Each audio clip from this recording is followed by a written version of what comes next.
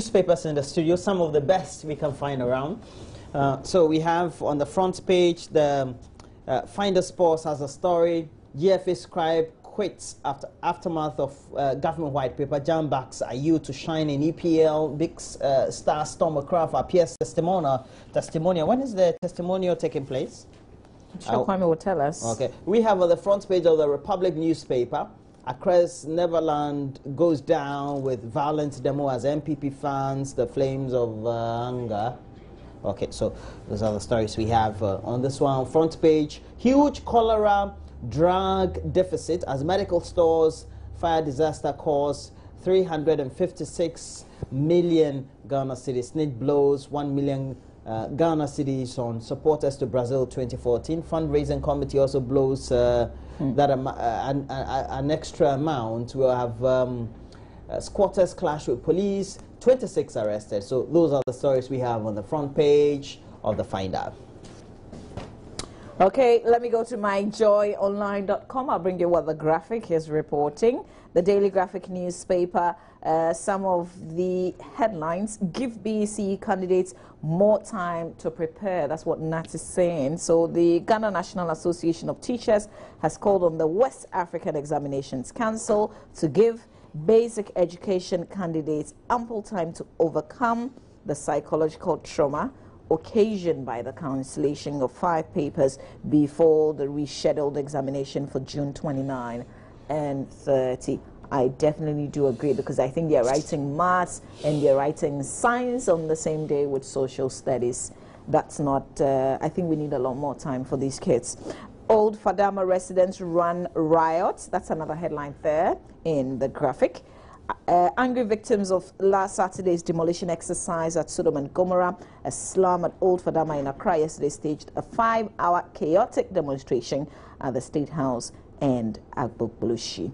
AMA will continue with demolition of Sodom and Gomorrah, though. A special task force set up by the government to clear illegal structures along the water courses in Accra say it will continue the demolition exercise in spite of the protest by the displaced residents of Sodom and Gomorrah. But at least we know that what the authorities have decided to do is to sit down and arrange. They're going to come up with a plan, a resettlement plan. Those who have decided to travel back to their hometowns, the Ministry of Local Government says that they're going to assist them to be able to do so. So we'll see another meeting being held this morning with some of the slum dwellers. Would let you know what they agreed to later today. But back in the Graphic, President launches free school sandals program. GCNet alerts governments of breach of contracts. So even before the controversy surrounding the settlement of the ban switch judgment that can be resolved, the Ghana Community Network Service contracts, if it goes ahead to sign a new single window agreement with West Blue Ghana Limited. For a lot more details, please grab the Daily Graphic newspaper. Let's check out what the Daily Guide is reporting. Bloody clash at Sodom and Gomorrah. Spio hots over $175 million deal. That is the Trade Minister, Dr. Ecole Spio-Garbrah. They're talking about BNFT. Says Civil Aviation Act heads to Parliament. 10,383 tertiary students are foreigners. So with all the students that we have in Ghana, 3.2% of them are foreigners. So Ghana currently plays host to about 10,383 foreign students, representing that figure I gave you, which is 3.2% of the total student population of 315,000 in the country's tertiary education system. Petroleum bill set for major overhaul.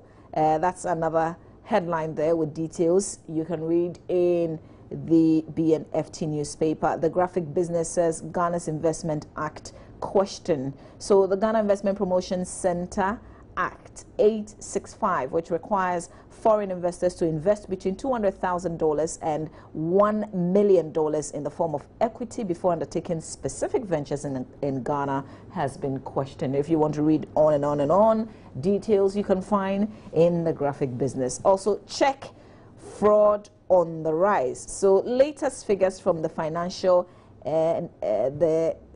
Intelligence Center show fraudsters attempted to cash more than, oh gosh, this figure is huge, 923 million or 1,883.86. How much is that? Like, round it up for me. Almost a million. Almost a million. Using 26 clone checks at various banks last year. Did it succeed? I think that's what we need. No, this is attempted to. So it means that right. they found that. But there are other people who would succeed, though. Yeah. Okay. So those are the headlines that I've shared with you as captured by myjoyonline.com. You can go to our website, myjoyonline.com, though, for more news. That's it. Go to the newsstands and grab the newspapers and read and keep. All right. So we're taking a break. When we come back, we'll bring you the latest sports headlines. We know that currently, well, efforts are being made by Arsenal to get Chelsea goalkeeper Peter Cech into their post.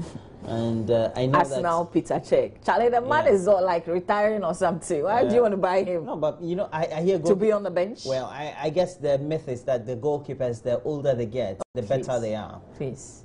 Right. I know. How old is he? Like he's 40 something? No, 33, I believe now. Oh, really? 32, 33 now. Okay, but he's not like 100% fit, is he? Oh, he is fit. Yes. So why is Chelsea not using him? No, we have a younger goalkeeper. and you have to make a gamble. If you can't keep the younger goalkeeper who is equally as good as Peter Cech in the post, because he will say, I want to leave. And you have to bet on the future. Who do you want to keep on the... a 33-year-old who may retire, let's say, in 5 years, or a 23-year-old who will retire, let's say, in 15 years. Yeah. So you have to make a balance between the two. Okay. I didn't want to go there, but Dennis Thompson, my sound man, brought himself. So we'll go there. We're going to put it on Twitter. I mean, it's been a while since I tweeted anything. How many? Dihia and Peter Cech. Who is better? Who is better? Oh, I think. Hello. I think it should be Peter Cech because he has a lot. Seriously? More. Yeah, true. He has a lot more. No, experience. we're not talking about a lot more experience. We're talking about now. Like if you put the two together. Oh, Peter Cech. Peter Cech. Seriously? Yes. Hello. Yes. Okay. Let the argument begin.